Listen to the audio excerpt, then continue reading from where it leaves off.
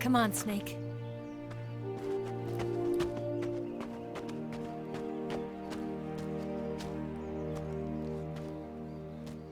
We made it. We made it. Over there.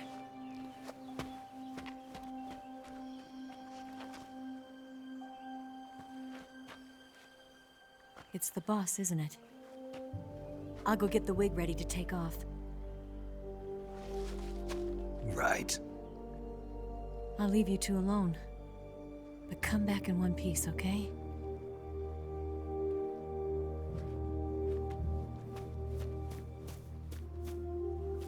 Promise me!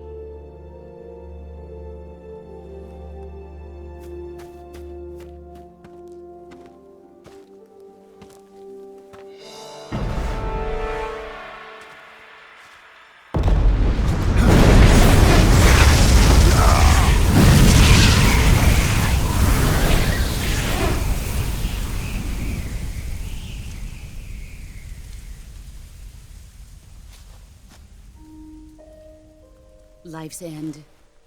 Isn't it beautiful? It's almost tragic. When life ends, it gives off a final lingering aroma. Light is but a farewell gift from the darkness to those on their way to die. I've been waiting, Snake, for a long time. Waiting for your birth, your growth, and the finality of today. Boss. Why are you doing this? Why? To make the world one again. The world used to be whole. But with the end of the Second World War, the philosophers began to fight amongst themselves, and the world was torn apart. The Cobras, my comrades who trained and fought alongside me, were torn apart as well. The foibles of politics and the march of time can turn friends into enemies just as easily as the wind changes. Ridiculous, isn't it? Yesterday's ally becomes today's opposition. And this Cold War? Think back. When I was leading the Cobras, America and Russia were fighting together. Now, consider whether America and Russia will still be enemies in the 21st century. Somehow I doubt it. Enemies change along with the times, the flow of the ages, and we soldiers are forced to play along. I didn't raise you and shape you into the man you are today just so we could face each other in battle. A soldier's skills aren't meant to be used to hurt friends. So then what is an enemy? Is there such a thing as an absolute timeless enemy? There is no such thing, and never has been.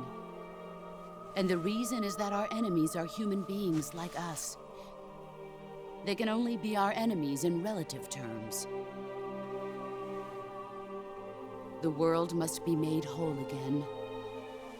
The philosophers must be reunited. I will devote my skills to that purpose. And with the Colonel's money, I will achieve that end. Just as I once created the Cobras. They are my family. I may no longer be able to bear children, but I still have a family. It was November 1st, 1951. I was in the Nevada desert participating in atomic testing. The name Nevada is derived from Spanish, covered in snow, white as snow. And snow is exactly what I saw in that Nevada desert. It froze my blood white. Snake, you were an atomic test subject, weren't you? On Bikini Atoll. That's part of the reason I was drawn to you. You and I are alike. We're both slowly being eaten away by the karma of others. we'll never have the chance to die peacefully of old age. We have no tomorrow. But we can still have hope for the future. In 1960, I saw a vision of the ideal future from space. 3 years earlier, the Soviet Union had succeeded in launching Sputnik, the first man-made satellite in history, into orbit. This came as a huge shock to the United States. In response, America threw everything it had into its own manned spaceflight project, the Mercury program. Even as the Soviets seemed poised to send their first man into space, America was still experimenting with chimpanzees and rockets. The government wanted human data. So they secretly decided to send a human being into space. I was the one they chose. At the time, they didn't have the technology to block out cosmic rays, and whoever they sent up would inevitably be exposed to heavy radiation. That's why they chose me. After all, I'd already been irradiated once. Of course, you won't find any of this in the history books. I could see the planet as it appeared from space. That's when it finally hit me. Space exploration is nothing but another game in the power struggle between the US and the USSR. Politics, economics, the arms race, they're all just arenas for meaningless competition. I'm sure you can see that, but the Earth itself has no boundaries. No East, no West, no Cold War. And the irony of it is, the United States and the Soviet Union are spending billions on their space programs and the missile race, only to arrive at the same conclusion. In the 21st century, everyone will be able to see that we are all just inhabitants of a little celestial body called Earth. A world without communism or capitalism, that is the world I wanted to see. But reality continued to betray me. In 1961, I was sent to Cuba, to Bahia de Cochinos. It was part of a CIA-sponsored invasion under the guise of taking Cuban exiles back to their country. But the US government betrayed them. Our weak-kneed president held back their air support. Defenseless, the exiles were annihilated by the Cuban army. All I could do was watch in silence. I was set up by the very country I'd sacrificed so much for, by the very government I dedicated my life to defending. I was driven from the surface world, and I went underground. Then, 2 years ago, I faced the sorrow, my old comrade in battle. He was my friend. But one of us had to die. I was left with no choice. The sorrow gave his life for me. There is no enmity between us. One must live, and one must die. That was the mission. The ones who gave me that mission were the philosophers. Early in the 20th century, the true holders of power in the United States, the Republic of China, and the newly formed Soviet Union gathered together in a secret meeting that would later be known as the Wise Men's Committee. The secret pact they formed there marked the beginning of the philosophers. But the last of the original members died in the 1930s. After that, the organization began to run out of control, and the Wise Men's Committee degenerated into a mere shell of its former self. The philosophers of today have no sense of good or evil. Their influence extends to countries and organizations involved in every aspect of every war. They have become war itself. That's how they operate. The sacrifices of war cause a shift in the times. This shift leads to renewed conflict, and in turn triggers the next war. Like a nuclear chain reaction, each conflict sparks countless others, forming an endless spiral that will continue on for eternity. Do you understand what I'm saying, Snake? By consuming me and you, the philosophers intend to keep that cycle going forever. It was my father who explained all of this to me. He was one of them. You see, I am the last remaining child of the philosophers. But after he revealed the truth, my father was killed by that same shapeless, formless organization. And my father isn't the only thing the philosophers have taken from me. In June of 1944, the Cobras and I took part in the landing at Normandy. We'd been given a top-secret mission to locate and destroy enemy V-2 rocket installations. I was pregnant at the time. The sorrow was the father. I gave birth on the field of battle. A beautiful baby boy. But my child was snatched away from me by the philosophers.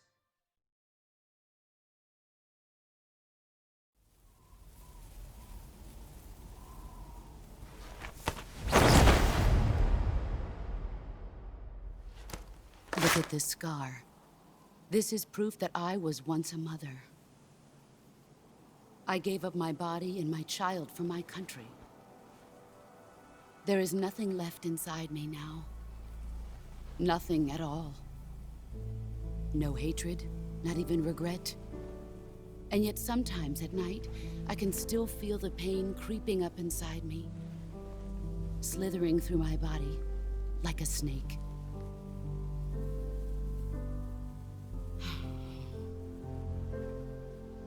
I've never talked this much about myself before. Thanks. Thanks for listening to me.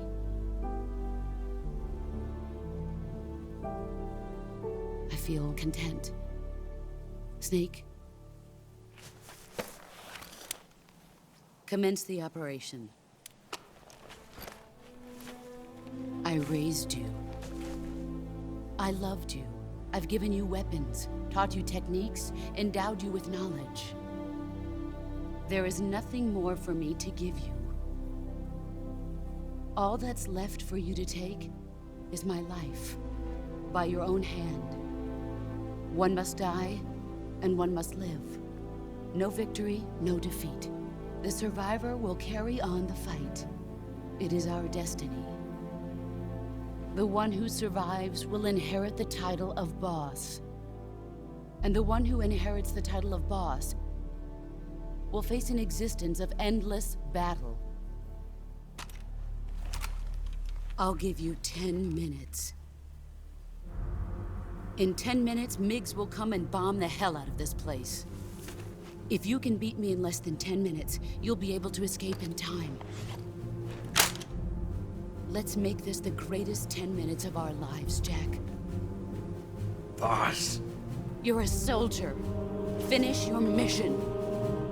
Prove your loyalty. Face me. I come.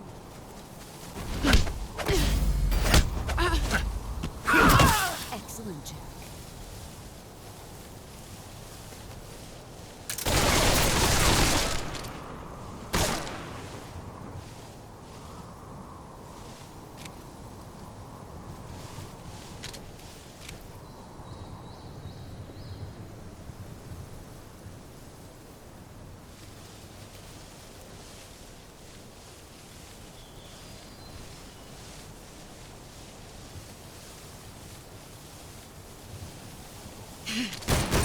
Brace yourself. You're better than I remember.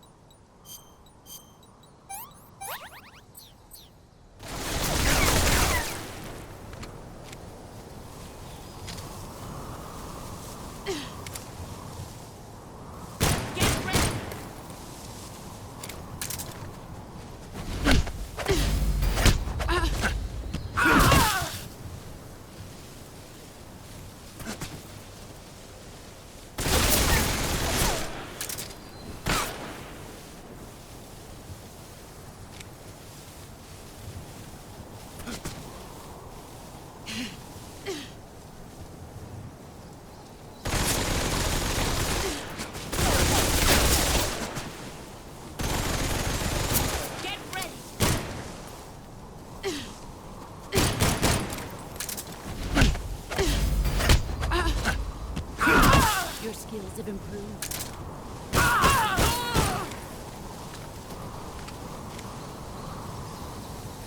Let's see what you're made of.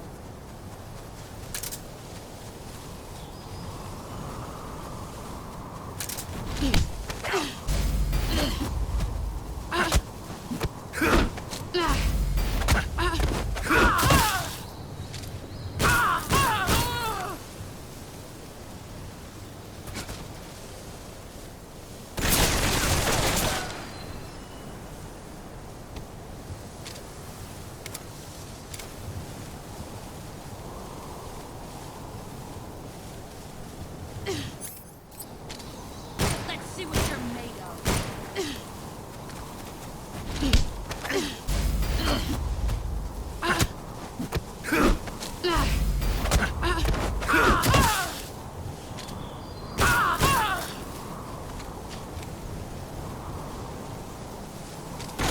Brace yourself.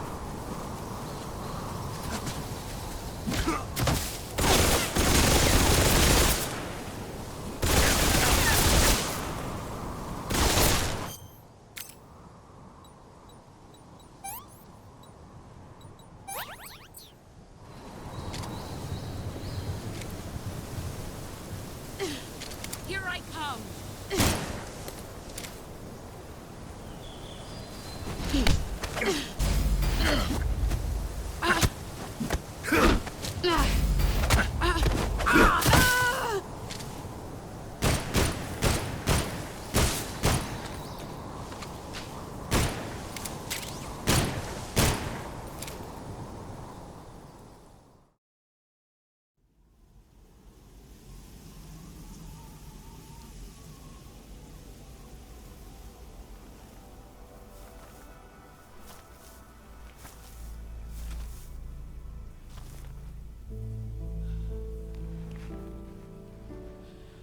Take this.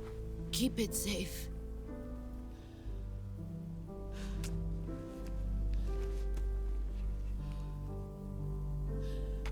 It's our only hope.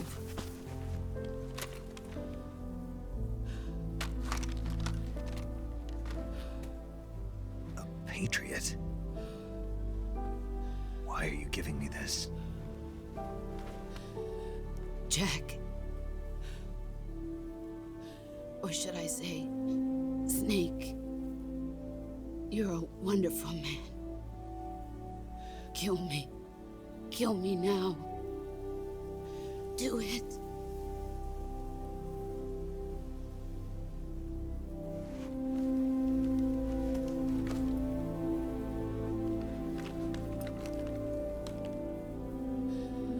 There's only room for one boss and one snake.